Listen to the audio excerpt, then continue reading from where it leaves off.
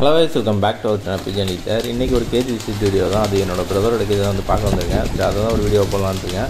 இன்றைக்கி வீடியோக்குள்ளே போகிறது முன்னாடி நீங்கள் இப்போ தான் நம்ம சேனல் ஃபஸ்ட் டைம் பார்க்குறீங்க, சப்ஸ்கிரைப் பண்ண வச்சுருந்தீங்கன்னா சப்ஸ்கிரைப் பண்ணிக்கோங்க. இந்த வீடியோ பிடிச்சினா மறக்காமல் ஒரு லைக் மட்டும் பண்ணிட்டு போயிருங்க.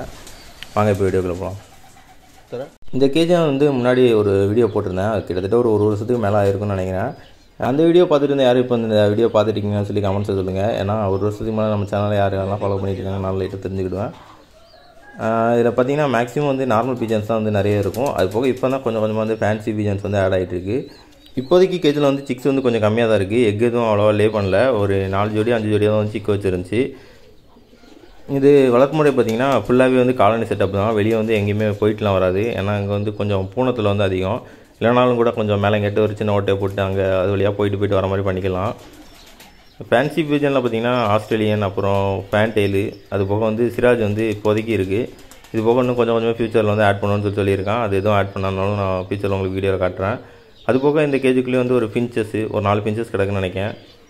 அதுக்கு வந்து தனியாக ஒரு கேஜ் வச்சுருக்கேன். அதில் வந்து இறையெல்லாம் போட்டு வச்சுக்கிடுவான். இந்த கேஜோட மெயின் பர்பஸ் என்னென்னா ஆடுக்காக வச்சுருந்த கேஜ் தான். ஆடையும் உள்ள அடைச்சிக்கிடுவாங்க. அது போக வந்து புறாவும் நிற்கும். மேக்ஸிமம் வந்து இதில் இப்போதைக்கு புறா தான் இருக்குது. காலனி செட்டப்லாம் வரணும் இல்லை. அதாவது புறாவுக்கு வந்து ஒரு நல்ல பெரிய கேஜாக கொடுத்து உள்ளே பறக்கிற மாதிரி அதுக்கு ஃப்ரீடம் கொடுத்து அதை வந்து காலனி செட்டப்னு சொல்லுவாங்க.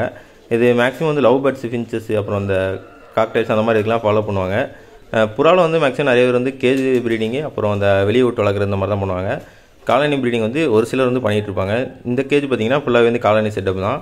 காலனி செட்டப்பில் வளர்க்க முடிச்சு நமக்கு நிறைய ப்ளஸ்ஸும் இருக்குது, மைனஸும் இருக்குது. ப்ளஸ் என்னென்னு பார்த்தீங்கன்னா வெளியிலேருந்து எந்த ஒரு அட்டாக்கும் வராது. அதாவது இப்போது பூனை, காக்கா, கழுகு இந்த மாதிரி நிறைய பிரச்சனை இருக்குது வெளியே விட்டு நம்ம வளர்க்க முடியல. ஆனால் அந்த மாதிரி காலனி செட்டப்பில் வளர்க்க முடியல அந்த பிரச்சனை எதுவுமே வராது.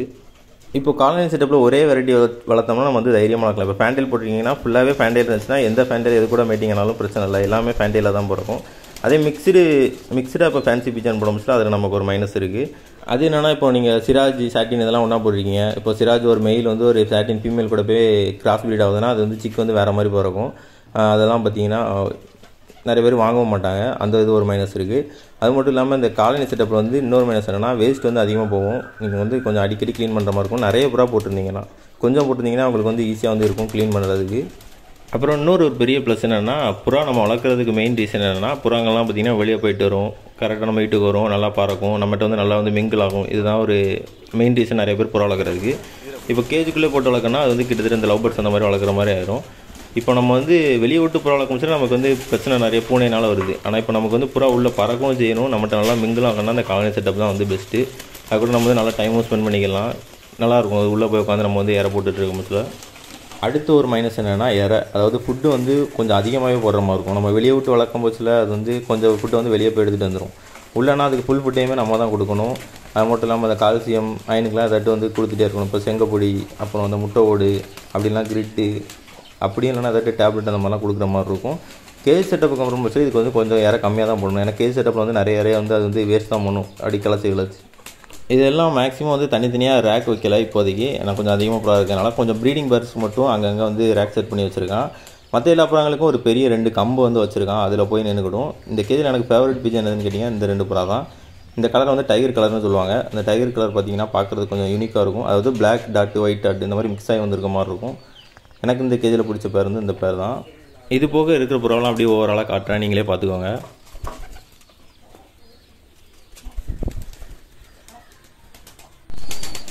நான் உங்கள்கிட்ட எனக்கு பிடிச்சிருக்குன்னு சொன்ன பேர் வந்து அடுத்து எக் லே பண்ணுறதுக்கு வந்து தயாராகிட்டுருக்கு. மீட்டிங் 2 பண்ணிகிட்ருக்கு. கலர் எப்படி வரும்னு தெரில, 1-2 இந்த மாதிரி வரும்னு நினைக்கிறேன் டைகர்லே.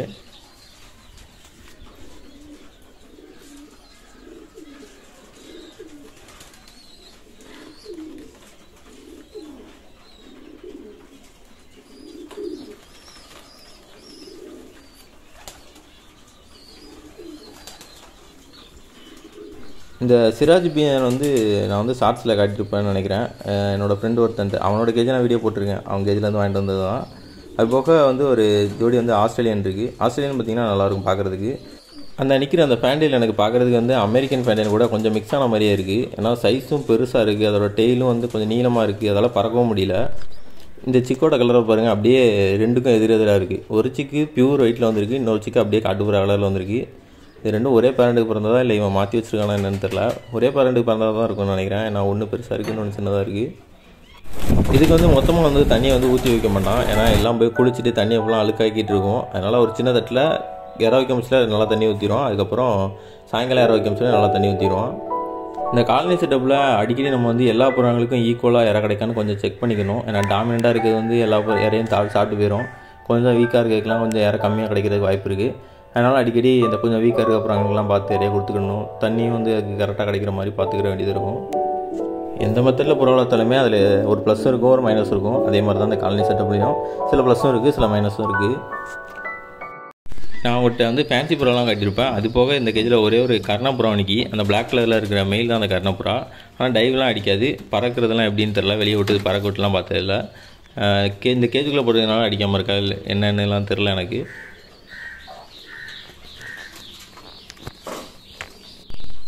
இற தண்ணியெல்லாம் குடிச்சிட்டு அந்த புறா அந்தந்த சிக்ஸுக்கு போய் இற கொடுக்க ஸ்டார்ட் பண்ணிவிட்டு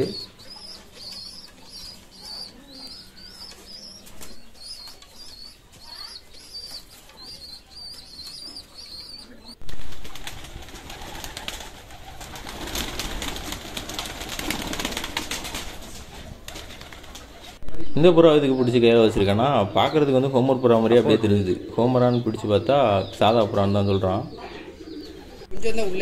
அப்புறம் இது ஒரு சிக்கு, இது வந்து பியூர் ஒயிட்டில் லைட்டாக காலில் வந்து முடி வந்திருக்கு. அது போக வந்து ஒரு கொண்டே வந்துருந்துச்சு. இந்த சிக்கும் வந்து ஒரு உரமாக தனியாக நின்றுட்டு இருந்துச்சு.